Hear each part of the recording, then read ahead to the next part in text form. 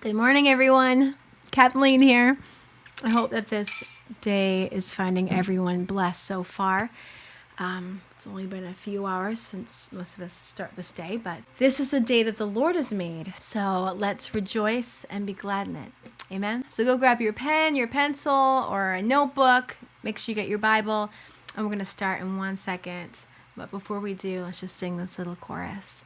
I am crucified with Christ. It's our prayer, Lord. I am crucified with Christ. Galatians 2:20 says, I am crucified with Christ. Yeah.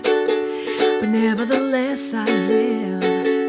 Nevertheless I live. I am crucified with Christ. Yeah. I am crucified with Christ. Oh yeah, yeah. I'm crucified with Christ. But nevertheless I live. Nevertheless I live. I'm crucified. I'm crucified. Thank you, Jesus. Lord, thank you that we can be crucified with Christ. Because of what you did and because of your life, we can live and walk in the Spirit of God through faith in you, Jesus. Thank you so much. We give you the glory and the praise now and forever. In Jesus' name, amen. So open your Bibles to Galatians chapter 3, and we are going to start in verse 15. Brethren, I speak after the manner of men, though it be but a man's covenant, yet, if it be confirmed, no man disannulleth or addeth thereto. So let's kind of get a little bit of context here. If hopefully you're with me last week, but if not, we have been talking about how since the beginning, since the very beginning, since Abraham, righteousness, true righteousness, is found in faith in God. The Bible says that the just shall live by faith. How the law is not of faith, but Christ redeemed us from the curse of the law because we were unable to fulfill it. He was made a curse for us. We read in verse 6 that even as Abraham believed God, just like he did, it was counted to him for righteousness. And in the same way, our belief, our trust in the Lord Jesus Christ, that seed that is planted inside of us, that belief, that hope in Christ, that is where our redemption is. Verse 7 says, Know ye therefore that they which are of faith, the same are the children of Abraham, the children of promise. We are of faith. Thank God we are of faith. And thank the Lord for the faith that we can have in Christ Jesus our Lord. He calls us all out from all nations. So let's go back. So this covenant, it says no one can add to it. No one can take away. Look at that. No man disannulleth or addeth thereto. So no man can take away from what God has set up. No one can add to it. Now to Abraham and his seed were the promises made. He saith not to seeds and as of many, but as to one, and to thy seed, which is Christ. And this, verse 17, and this I say, that the covenant that was confirmed before our God in Christ, the law, which was 430 years after, cannot disannul that covenant. It doesn't change that original covenant, that it should make the promise of none effect. No, that promise remains, that promise that God gave Abraham by faith. Verse 18, for if the inheritance be of the law, it is no more of promise. But God gave it to Abraham by promise. And we read last week, we dove into the scriptures, we read in Genesis those places where the Lord spoke to Abraham and he gave him that promise before he began fulfilling those works of the law like circumcision and such. But he had that promise through faith. So we see in verse 19, wherefore then serveth the law. Why would we serve the law? It was added because of transgression. So the law came because people were transgressing, because they were committing evil. There was evil in the land, and God's like, okay, I need to give you a law so you know how to live, so you won't live godless. Here is what I require. And so he gave the law because of transgression, till the seed should come to whom the promise it was made. And it was ordained by angels in the hand of a mediator. Now a mediator is not a mediator of one, but God is one.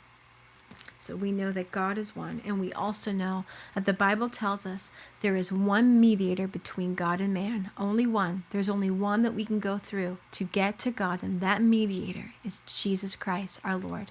Only one. Is the law then against the promise of God? No, God forbid. And it's so easy to go there because the law doesn't save us. Because if you don't fulfill the law, there is a curse to that. Because if you break the law, there's a curse. In our own culture, if you break the law, there is a curse to that. There is a consequence. How much more righteous and just is a good and holy God, that when you break the law, there's a consequence, of course. But the law itself is an evil. But the curse that comes with breaking the law is, and we don't want to fall into that curse. So it is so easy to say, we don't want to hear about the law, we don't have to care about the law, whatever. It's easy to say that the law is the curse, but it is not the law that's a curse. The law was good. It was the breaking of the law. So that's why it's saying here, verse 21, is the law then against the promises of God? No, the law certainly is not against the promises of God. God forbid, Paul says. For if there had been a law given which could have given life, then verily righteousness should have been by the law. So if the law could have made us righteous, if us working from the outside in could have worked, then great. But God knows it's from the inside out. We know it's from the inside out. Just our own life and experience shows that what's on the inside eventually will come out, and you'll see it on the outside. It's all about the inside out. Verse 22. But the scripture has concluded all under sin. So the scripture shows us that everyone has fallen into sin, that everyone is under sin. Because the Bible says that in Adam all die. Even so, in Christ shall all be made alive. That's powerful. Gosh, what verse is that? That is in 1 Corinthians chapter 15, verse 22. So back to our text. Okay, so let's pick it back up in verse 22. But the scripture has concluded all are under sin. That's where we left off. That the promise of faith of Jesus Christ might be given to them that believe. So the scripture has concluded that all are under sin. We know that. That the scripture says that in Adam all die, but in Christ are all made alive. So the scriptures concluded that all are under sin, that the promise by faith of Jesus Christ might be given to them that believe. Thank you, Lord. Verse 23, but before faith came, we were kept under the law, shut up unto the faith, which should afterward be revealed. Wherefore the law was our schoolmaster to bring us to Christ, that we might be justified by faith. So we know that because of Abraham, as we just read, it started out with faith to begin with. Then God gave us the law, which was our schoolmaster, which was our teacher to show us the right way to live, to show us what God had required. But also, when Jesus came, he also showed us that it was even harder than we realized. Jesus came and he said, you have heard it said that not to commit adultery. But he said, even if you look and think about someone in that aspect, in that manner that you ought not to, you've already committed adultery in your heart. So Jesus didn't come and abolish the law. He came and raised the bar. He came and said, you know what? I know you guys have been trying. You guys have been doing great. That's great. But here's the reality is that every one of you have failed. Everyone has failed. That's why Jesus came. That's why there was the promise of the Messiah. That's why the gospel is good news. that God knew that while we were yet sinners, God loved us. When God made Adam perfect in the garden, everything was just that. It was perfect. It was man who left and went his own way. It was man that brought sin into the world, that disobeyed God. And it is us who have sinned against the Lord. And yet the goodness of God says that while we were yet sinners, God loved us even in that state, that he would send Christ, that Christ could fulfill it all for us, that we could be free from the curse of breaking that law. So it's freedom. The Lord has blessed us. So we look here in verse 25. But after that faith has come, we are no longer under that schoolmaster. Why? Because it says here, for you are all the children of God by faith in Jesus Christ. So it's not that law that makes you a child of God. It is faith in Jesus Christ that makes you a child of God. Verse 27, for as many of you as have been baptized into Christ have put on Christ. Wow. And you know what being baptized is. Baptized is a picture of the death, of the burial, and the resurrection of Jesus. When we go down in baptism, when we say, I am giving my life, I am laying my life down, that I would be raised up into the newness of life, to live for Christ, to walk by the Spirit of God, no longer by the flesh. It says, as many have been baptized into Christ have put on Christ. You know, in many of my concerts and events, I do a song called Just Live. And sometimes when I open up that song, I share just this analogy that God gave me. It was of a person wanting to become a skydiver. And so I felt led to share it because of this scripture, putting on Christ. You know, being a skydiver would be super cool because it's probably the closest thing to flying that we can really feel, you know, get that sensation of flying through the air like that. I think that would be an amazing experience. I haven't done it myself. Not sure if I'm going to jump out of any planes, but I can imagine how awesome it would be. But if you want to be a skydiver, for one, you need to learn about skydiving. You need to learn what to do, what to wear. I'm sure there's classes or schooling or some sort of training that you have to know what you're doing before you go jumping out of a plane, right? You can have all that knowledge. But just because you know all of that, just because you've learned it, you studied it, you've done everything you kind of need to do on the outside, doesn't mean you've experienced flying through the air yet, right? Doesn't mean you yourself are actually a skydiver. And in the same way, you could have parents that are skydivers, or you can come from a whole line of skydivers. And in the same way, you can come from a whole line. You can come from Judaism, you can come from a whole line of Christians, you can come from a whole line of people that served and worshiped the Lord, and that doesn't mean that you are automatically in. Just like that skydiver, you're not a skydiver until you do it yourself. Until you jump out. You can put on all the right equipment and dress the part and look really good, and it doesn't mean that you're one either. In the same way, you can try to look the part of following Jesus. But God sees inside and what's really in there. Nothing is hidden from his sight. You can go up into the plane. You can look out and you can sense the amazing sensation of what it would be like to be out there. You can get the whole awe of it.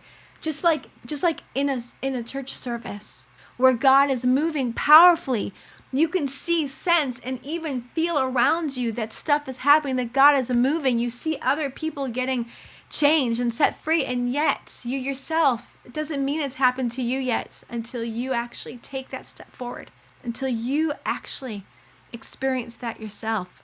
I don't know anyone that would jump out of a plane to fly that would carry on tons of weights on them. I don't think he would do that. What a skydiver would do is they put a parachute on and they get all harnessed up before they go. And in the same way, the Lord tells us to cast off every weight of sin that so easily besets us and to put on Jesus, put on Christ. And just like that skydiver, as he jumps out, and for the first time, he truly has to trust 100% that everything's going to be okay. He's trusting in that parachute, that when he pulls it, it's going to carry him. And in the same way, God is calling us to trust him with everything. He's calling us to jump. He's calling us to cast off everything else, to put on Jesus, to jump out of that plane, to trust and know that when you pull that wire, that rope, whatever it is, that the parachute is going to open up, and that Holy Spirit of God is going to carry you and guide you to exactly where you need to go. Nothing else matters anymore. Past or whatever you left, because you jumped, you took the chance, you let go, and you trusted. And now it's you and Jesus and his Holy Spirit that will lead, guide, and sanctify you all along the way. Verse 26, for ye are all the children of God by faith in Jesus Christ. For as many of you as have been baptized into Christ have put on Christ. There is neither Jew nor Greek. There is neither bond nor free. There is neither male nor female. For you are all one in Christ. And if you be Christ's, then are you Abraham's seed and heirs according to the promise. The promise is yours. The promise by faith in Jesus Christ. So receive that promise. Hold on to that promise. Don't let that promise go. The promise is yours. It is mine. May you be led by the Spirit of God. May you walk in that Spirit. May you not fulfill the lust of the flesh any longer, because you are a child of the promise. You are a child of faith. And by faith, we please God. The Bible says that without faith, it is impossible to please God. It is by faith. And let everything else add to it. I love you guys. God bless you. May you have an incredible day today. I'll see you next week, same time, same place. And may you just live like never before. Go and be blessed by his goodness and grace. I'll see you back here next week, same time, same place. Don't forget to hit the subscribe button, a little bell that will notify you when we post. And love you all.